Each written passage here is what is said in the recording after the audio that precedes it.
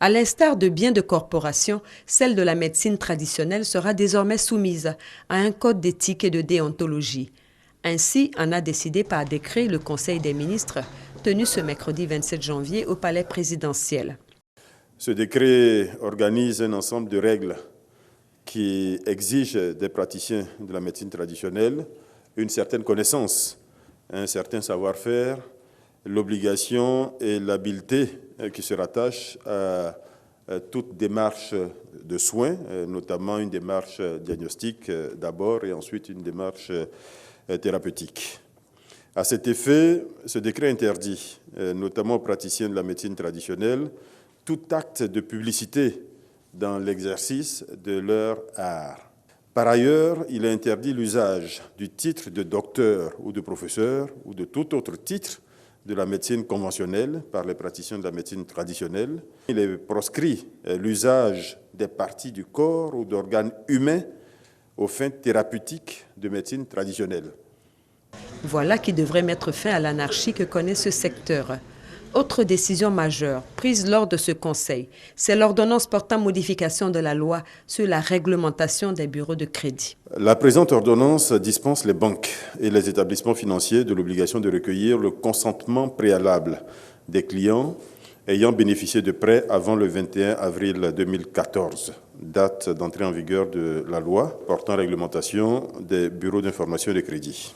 La loi s'était limitée aux nouveaux demandeurs de crédit et l'ordonnance ici étend cette demande à tous ceux qui ont des crédits non encore totalement remboursés. Au chapitre des communications, le gouvernement a adopté une série de mesures visant à rendre l'aéroport international Félix Houphouët-Boigny d'Abidjan plus compétitif. Ce sont entre autres la suppression des taxes Trésor et Solidarité nationale, la réduction de moitié de la taxe touristique qui passe de 8 000 à 4 000 francs CFA pour les vols internationaux ou encore la suppression des frais perçus par l'Agence nationale de l'aviation civile au profit de la police nationale pour l'acquisition d'équipements modernes nécessaires à l'identification, au contrôle des passagers et à l'interconnexion au réseau Interpol.